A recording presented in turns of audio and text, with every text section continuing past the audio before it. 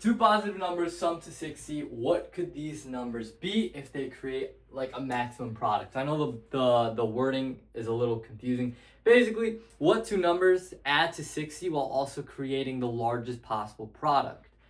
You can solve this using Calc 1 optimization, right? But we're going to solve it with Calc 3 to understand Lagrange multipliers and why we use them, the intuition. So here's the deal. We know two numbers sum up to 60, so x plus y equals 60. And we would call this our constraint, because what we're looking at is to say, hey, our product p equals xy, how do we optimize this so that we have the largest possible product given our constraint equation, x plus y equals 60. And one thing you may notice is, hey, this looks like a 3D, or I guess a function of two variables, 3D function. It takes in two variables and outputs a product. Now, remember in Calc 1, you would solve for y, and then you would get 60 minus x, plug that back in, and do your optimization. But what we are going to do is we are going to kind of think about, well, okay, x plus y, right? If you had something like x plus y as a function of f, or if you had f of x and y as a function of x and y, right? X plus y equals f, that is, a 3D function, and this is a level curve, right? This becomes a level curve. So let's actually say, okay, if we draw in our y-x plane, remember for level curves, right, we're saying, hey, x plus y equals 60, right? When this is equal to 60, we get a particular kind of level curve that will look like this, right? And we'll just say this is 60, right? So this line gives us the equation x plus y is 60, right? And you can do you can create all sorts of level curves. And remember, this is in the form of a plane. So our level curves are going to kind of be evenly spaced out, like so. All right, now one way you can approach this problem is kind of say, okay, well, at what point, right? So if let's think about the level curves for the function p. Now, first of all, hopefully this makes sense, right? We're saying, hey, x plus y, we can actually treat it as a function of two variables where this constraint equation just ends up being a particular level curve.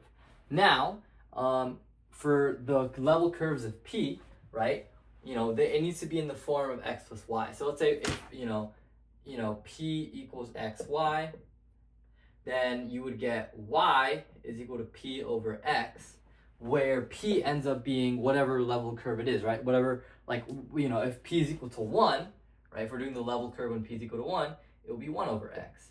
Or it would be 2 over x if we're doing the level curve for 2. So it's a rational function. That's just what I'm trying to get at. When you're thinking about how to draw the level curve for a function, try to get it into a form. Oh my gosh, holy stutter, that you can graph. Now, you will have a bunch of rational functions. Okay. So for the level curves, maybe this is 1, or actually no. Yeah, okay, let's just pretend, this is like P1, right? This is a certain level curve, P1, and then this is for P2. And you notice that along this curve, right here, it intersects this point, right, at x. We can call this x1, y1. And then, same thing here, and it also intersects here at x2, y2. And you notice that, well, hey, the only points we are considering are at these intersections, because at the intersections, that's when our constraint holds true, right? All the points along x plus y equals 60 is when, I'm going to erase all the other level curves, but at the points x plus y equals 60, those points need to belong on that line because that's our constraint. So you could see, okay, this is a first level curve, and then this is a level curve for a larger p-value, right? If this is p equals 1, this would be like p equals 2, right? And you can see that you are getting a larger product, right? These two numbers are still on the constraint line, x plus y equals 60, but they are not they're not. They're on the constraint line, and they have a larger product, right? If this is p equals 1, maybe this is p equals 2, right? I don't know the actual numbers, but you can see these two create a larger product and still on the same line. So how do you get the largest possible product? Well, we know that for a level curve, like let's say this is, I don't know, p equals 4,000, right? I don't know. I'm just thinking of random numbers. You can see that's a really large product, but it's not on our constraint. The points along this curve need to also belong in the line. So we can bring it closer. Let's say p equals let's do p equals, I'm trying to think of a number that's actually related to the answer. I don't know, p equals 800. So maybe this is p equals 800, and you can see, okay, that's a lot better, right? It's intersecting the points, but you can see maybe you can kind of even get it further, right? You can get an even larger product while still remaining on the line. And as you can kind of intuitively figure out, the best possible we can do, the greatest product we can achieve while still maintaining on this line, is if the level curve itself was tangent to the x plus y equals 60 line. If the level curve of the product is tangent to the point, that's when we get the largest possible product. Anything more than that, you would no longer be on the line. And anything less than that, you're still intersecting the line, but you have less product. This is the most possible product you can get. I want you to understand this intuition, because with this realization, Lagrange, I guess, I don't know if he actually figured this out. He probably did. I don't know who takes credit for what these days. But Lagrange realized, well, hey, they're both tangent to each other, which means they have the same gradient. Because think about it, right? Let's say this is the gradient. So remember, gradients, in this case, a gradient, right, would have two components, the partial derivative with respect to x and the partial derivative with respect to y. And the gradient is always normal to the level curve at that point.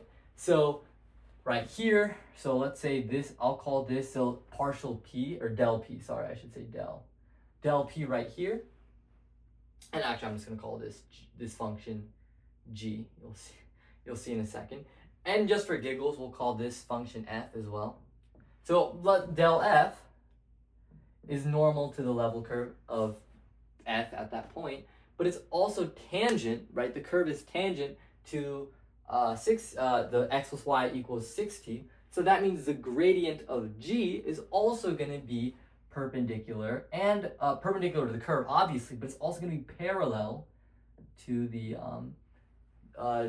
del f, because they're both, like, the curves are tangent to each other, so the gradients are going to be normal to each other. They're both normal to the same kind of point line of tangency, right?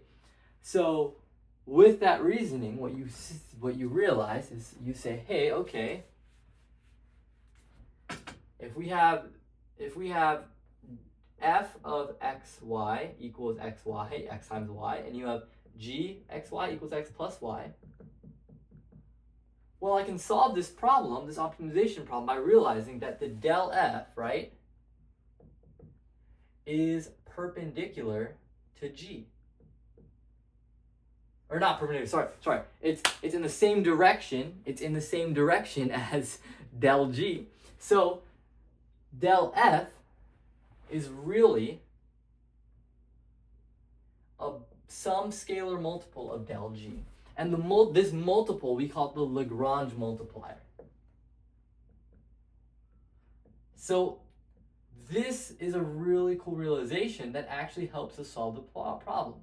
Because let's think about it. Let's solve for let's get del, oh, this is my library card, whoops. Del f, it's going to be a vector. The partial derivative, right, it's partial f, partial x for the first component, and then partial f, partial y for the second. With respect to x, right, it's pretty simple. It's going to be y. Hopefully you can see that, right? Partial f. If you take it with respect to x, the y is treated as a constant, and then if you take it with respect to y, x becomes a constant. So it's really, with respect to each variable, it's really a linear function, sort of. Now, now what you kind of realize is you say, okay, well, what's del g? Well, this is actually even more simple because you get x with respect to x is just 1. The y is disregarded because we're adding a constant. And the same thing for y, we get 1. Now, if we were to set this up, we're saying that, okay, yx del f is equal to lambda del g, right? Or times del g. So so that the x components need to be equal. So y is going to equal lambda times 1. And then the x components need to be equal to 0. So y equals 1. And then the y components also need to be equal. So x needs to equal lambda 1 times 1. So x also equals lambda. So what this is saying is that at the point of optimization, at the largest possible product, this vector equation is true, right? This is not really like a function, right? This is not like we are taking in y and x and we're outputting. No. This is like at a certain y point and at a certain x point, these being our answer, right? At the y and x value of optimization, right? At the largest possible product, y equals lambda and x equals lambda. Well, shoot, I don't know what lambda is, but what this tells me is that y is equal to x because these, right, they're both equal to lambda. So if they're both equal to lambda, they're both equal to each other. And then I can solve my problem by saying, okay, well, x plus y needs to equal 60. Well, y is equal to x, so x plus x needs to equal 60.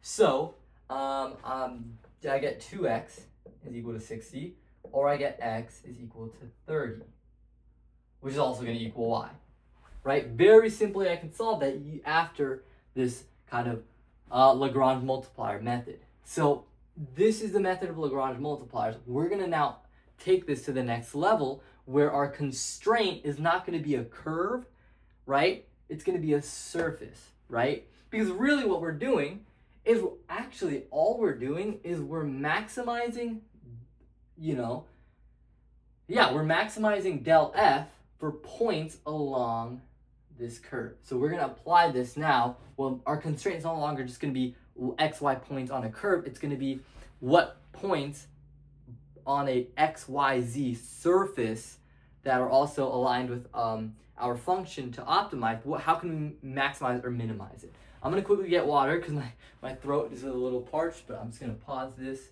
and then come back. I don't know what does that even mean? All right, so we are going to maximize / minimize the function f on the given constraint. So f is going to be a function of 3 variables, x to the 4th plus y to the 4th plus z to the 4th. And our constraint is that x squared plus y squared plus z squared equals 1.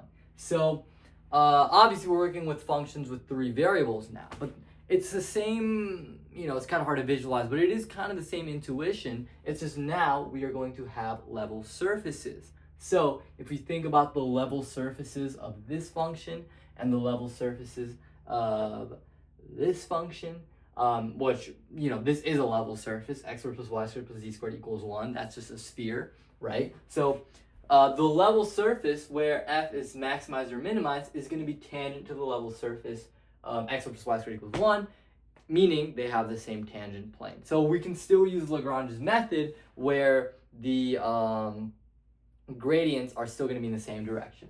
So to use Lagrange's method, remember del f equals lambda del g, but first we got to find the gradients. So for f, we're just taking the derivative with respect to each variable. With respect to x, we're taking the partial derivative. With respect to x, it's going to be 4x cubed. For y, it's 4y cubed. And for z, it's 4z cubed. And for g, right, we're essentially saying that, hey, g is defined as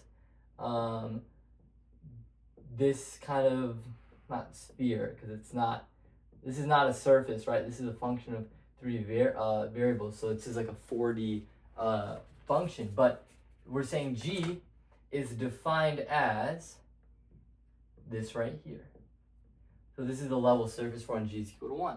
So del g is going to equal, if you were to take the derivatives, 2x, 2y, and then 2z, right? Very quick. We're just taking the partial derivative with respect to each variable. X squared 2x, y squared 2y, and so on.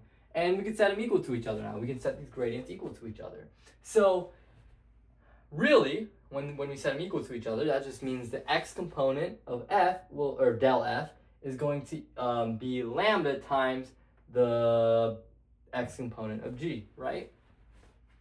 Same going for each component. So I'm actually going to write that out. Lambda 2x is going to equal, and then we have 4y cubed equals lambda 2y, and then we have 4z cubed equals lambda 2z. All right, so now you have to look at all possible cases, and here's what I mean. What you notice is you can say, okay, this equation can hold true if x is equal to 0, right? If x, so we'll say case 1. So case 1, x equals 0. Well, in that case, this equation doesn't give us any information because it's, for all intents and purposes, useless, because, you know, if this side is 0, right, 2 times 0, I'm not going to get any information about lambda. I have to work with these two equations. So we see that, okay, 4y squared over 2y is going to equal 4z cubed over 2z. You might be saying, what the heck, where'd you get that from? Well, what I'm doing is I'm solving a system of equations, right? I'm solving a system of equations, and one of my unknown variables is lambda. So I can rearrange, solve for lambda by dividing by 2y or 2z, and then setting those equal to each other, which is what I've done right here. Now, what I can do is I can first of all get rid of these coefficients, right? Because we have 4 over 2 on both sides. And then I can rearrange, and I get zy squared. I can do cross multiplication is going to equal z cubed times y, and then I can put them both on each side by subtracting. And then I can factor out. I get z times y, and then I factor out, I get y squared minus z squared equals 0. Awesome. So here's the deal. This is why we didn't just cancel out the z's and y's, because one of the solutions is that z or y could be 0. Not both of them, though. They can't both be 0. Only one of them can. You'll see in a second why. If z is equal to 0, well, this constraint, we still are only looking for points on this constraint, right? That is the constraint. So if x is 0 and z is 0, the only way a point could exist on this surface is if y squared is equal to 1. Or y equals plus or minus 1. Same thing for if y is equal to 0. It's just now that z squared is going to equal 1, and z is going to equal plus or minus 1. Because x is 0, y is 0, so z squared needs to equal 1. Z needs to equal plus or minus 1. And then the third kind of sub case is that y squared equals z squared. That's another way this, that's another 0 of the equation. So y squared equals z squared. And if I go back to the constraint, well, I see it's 0 squared plus y squared plus z, 0 because it's x, right? Plus z squared, well, that's just equal to y squared. Equals 1, I get 2y squared equals 1. So I get 1, y is equal to plus or minus root 1/2. Or root 2 over 2. And therefore, z would also equal plus or minus root 1 over 2, right? If you take the square root of both sides, you get y can equal z, or y could equal negative z. So, whether this is plus or minus kind of doesn't matter, because if this is plus, this could be plus or minus, and if this is minus, it could be plus or minus. So, yeah, we don't really need to worry about that in this case, and I'll kind of touch on that more in a second once we get to the end. But now we can do case 2, where y is equal to 0 again, and you're going to see it's going to be kind of sort of similar. I'm doing the same thing, but now with my x and z equation. So 4x cubed over 2x equals 4z cubed over 2z. I'm just going to jump to the step we got to here just to save a little bit of time, but it's really the same thing. I'm just I'm going to simplify my coefficients and then cross multiply, rearrange, and I get xz x cubed minus z, or x squared minus z squared, right? When I rearrange and then I reduce by getting rid of the coefficients, cross multiply, rearrange, and then factor. So it's literally the same thing I did here. If x is equal to 0, I'm not even going to check for that case because, hey, I already considered what if x is 0 for all possibilities, including when y is equal to 0. So if y is equal to 0 and x is equal to 0, I already took care of that. I don't need to really consider that. That's just something I'm going through my head while solving this problem to save some time. I'm just like, hey, I don't need to do that again. But I haven't checked what if z and y are equal to 0. So if z is equal to 0, then x squared would need to equal 1, right? Because y, z would both be 0, so x squared needs to equal 1, and then x can equal plus or minus 1. Plus or minus 1. Okay, now we can take a case where x squared equals z squared. Very similarly, I get x squared plus 0 squared for y, and then plus z squared, well, that's just x squared with 1. So I get that 2x squared can equal 1, or x equals plus or minus root 1/2. And z will also, because z squared is equal to x squared, it will also equal plus or minus root 1/2, right?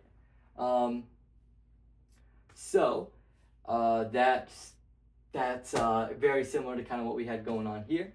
And then we can do the same thing for the case where z is equal to 0. So case 3, z is equal to 0. Same idea. Now I'm going to work with my x's and y's. When I rearrange for lambda, I get 4x cubed over 2x equals 4y cubed over 2y. And then what I get is that, sorry, give me a second. I didn't get much sleep last night, so that's why I'm yawning. Not that there's anything wrong. I just stayed up because that was just me being irresponsible. When I'm gonna reduce, rearrange, factor, and I would get eventually x squared minus y squared equals 0.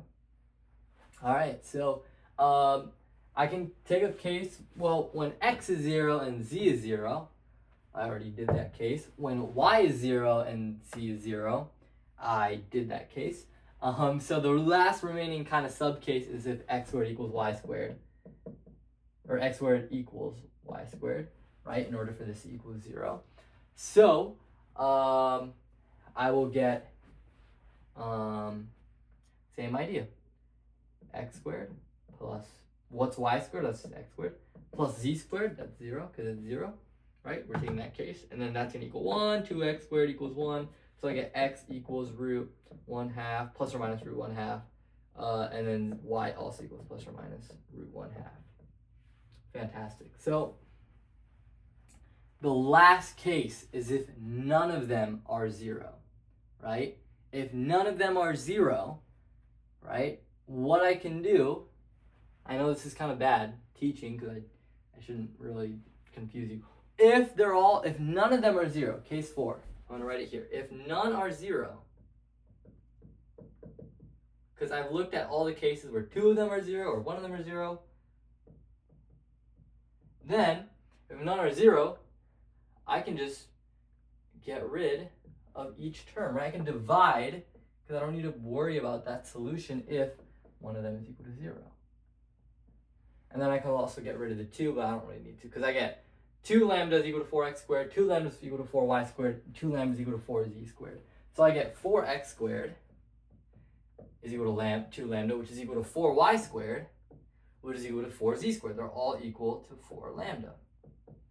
And basically, the 4's will drop, and I get that x squared is equal to y squared equals z squared, or x squared plus, I do, that's the case. If I go back to my constraint, I get x squared plus y, well, what is y squared? That's just x squared again. Plus, what is z squared? Well, that's just x squared again. So I get x squared plus x squared plus x squared equals 1. I get x 3x squared is equal to 1, and then x is equal to plus or minus root 1/3. All right. Yeah, that's kind of it. So now I got to check. I got a bunch of xy points, xyz points, where there could be a minimum or a maximum, right? I got points like, y and z being 0, and then x equaling 1. I got to check for all of those. I got to check all the points. So I'm going to consider, kind of like candidates test, I'm going to consider all the points I've gotten. So I have f of, plus or minus 1, 0, 0, right? When x is equal to 1, somewhere I had it. Yeah, x is equal to 1 and the rest are equal to 0. That's just, and I'm leaving the plus or minus 1 in there because it's to the 4th power. So it's an even function. The minus will go away when I take it to the 4th power. The plus or minus won't make a difference on the final value. So I get it's going to equal 1, right? Because, when I plug in 1 here and 0 there, boom, I get 1 to the 4th. That's equal to 1. And you can imagine if two of them are 0 and the other value, right, is equal to 1, it's always going to equal 1. So I can, confidently say this for each kind of case where two of them were 0 and the other was plus or minus 1. They're all going to equal 1. Now, in the case where one of them was 0, then you could have plus or minus 1/2. So plus or minus root 1/2, plus or minus root 1/2, 0.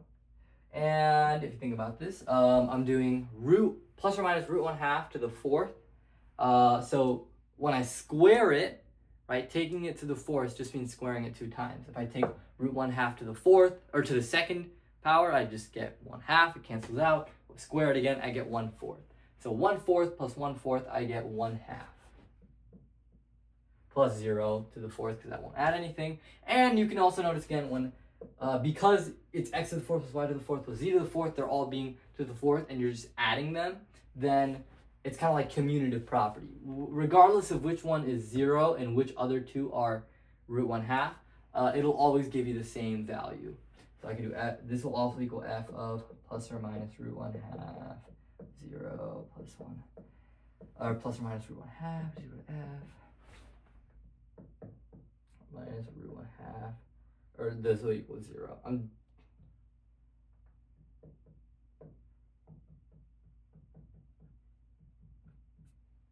All right.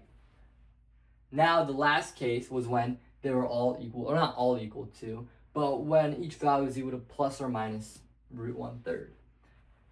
So plus or minus root 1/3, plus or minus root 1/3, plus or minus root 1/3. So think about this. We're going to be taking plus or minus root 1/3 to the 4th power. So you're squaring it twice. Square it once, you get 1/3, and then square it again, you get 1/9. And then I'm adding 1/9 3 times, right? 1/9 plus 1/9 plus 1/9. I get 3/9, and that's just equal to 1/3.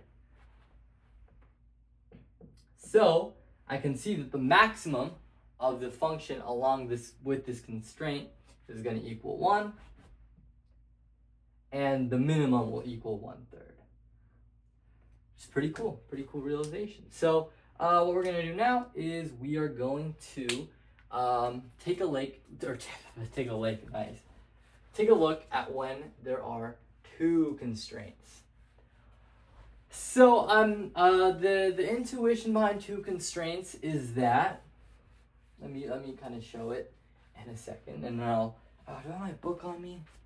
I don't have the book here. It's kind of a little upsetting. So I'm just gonna have to kind of draw this out.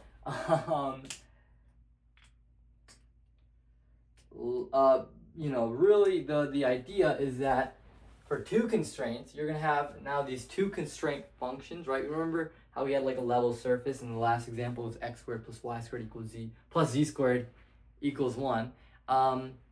That we said it was really a function g, and then that constraint was a level surface when z is equal to, or when g is equal to 1. Now we introduce a second function for our second constraint, and we say that, hey, del F equals lambda del G plus, and then we'll say a second Lagrange multiplier, a mu del H. So, the intuition being is if, you know, it's kind of, it's the same idea where they all kind of have to be tangent with each other, I believe. They all have to be tangent with each other. And then, no, but that would mean, this is vector addition, right? I don't know, I have to look into more on the intuition behind it of two constraints. But at least, what's the word? Practically speaking, that's what I was looking for. Practically speaking, it's not too different from one constraint. You just have to work with a second constraint. So let's do an example. Let's say we were trying to maximize or minimize f of x, y, z equal to 3x minus y minus 3z, is that? Yep. And then we have x plus y plus z equals 0. That's constraint 1. And then our second constraint is that x squared is 2z squared equals 1.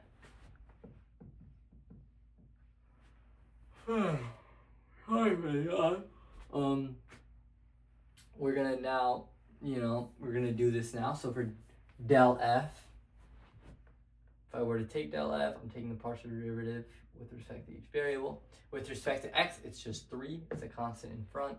For y, it would be -1. And then for z, it would be -3. So for, let's say this was our, function. So let's say this was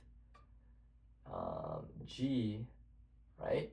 Del g, pretty simple. With respect to x, partial derivative is 1. With respect to y, the partial derivative is also 1. And then with respect to z, it's -1, right? I'm just looking at, this is a plane, so I'm just looking at the constants in front. Same for this guy. This is also a plane. Or no, it's not a plane, but the level surface would be a plane. Now, in this case, I get, if this function, if x squared plus 2z squared were h, I get del h. With respect to x, partial derivative is 2x. The y is not in the equation, right? So I would get it's equal to 0. And then with respect to, I'm yawning, but with respect to z, it's 4z. Because it's 2z squared. I was using product or power rule here, by the way. Now I'm going to set this equal. So I know 3, the x component 3 is going to equal lambda times 1 plus mu times 2x. I get the y components now, -1 equals lambda times 1 plus mu times 0. And then for the z component, I get -3 is equal to lambda times -1 plus 2, or mu times 4z. And if we were to just simplify this, we get -1 lambda times 1 lambda, and then mu, there's nothing for mu. So this is actually an interesting example where I get lambda is equal to -1. I know what lambda is, right? In the other examples, we didn't really know what the Lagrange multiplier was. We knew, obviously, that the gradients were in the same direction, but and also in this case, by the way, the gradients aren't necessarily in the same direction. It's that the components add together. So, we didn't really know what the Lagrange multiplier was, but we were able to kind of leverage it and use it to solve our system equation. But in this case, we do know what our Lagrange multiplier is just because of how this works out. So I can actually substitute in -1 for each example. So lambda times 1, that's just -1. And then lambda times -1, -1 times -1 is just 1. So now if you start solving, if I add the 1 over, I get 4 is equal to 2x times mu, or I get mu is equal to 2 over x, right, when I do 4 over 2x. Similarly, I get negative 3 minus 1, I get negative 4 is equal to 4z over mu, times mu, or I get z is equal to negative 1 times 1 over mu. Mu is equal to 2 over x, 1 over 2, or 1 over mu is going to equal the reciprocal, x over 2. So negative x over 2, or I get x is equal to negative 2z. So that's pretty nice, because now I can actually use this constraint over here that doesn't depend on y to solve for one of the variables. So I know x squared. So actually I should do this. I know x is equal to negative 2z squared. So negative 2z squared plus 2z squared equals 1. And I get 4z squared is equal to 2z squared, which is equal to 1. So I get z squared is equal to 1/6, or z equals plus or minus root 1/6. Now remember, they're opposites. So when z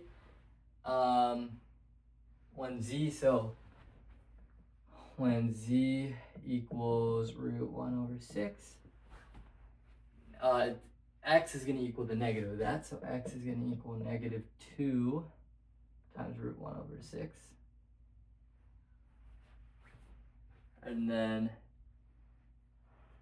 sorry for the yawn again. It has to be negative explicitly. So then for y,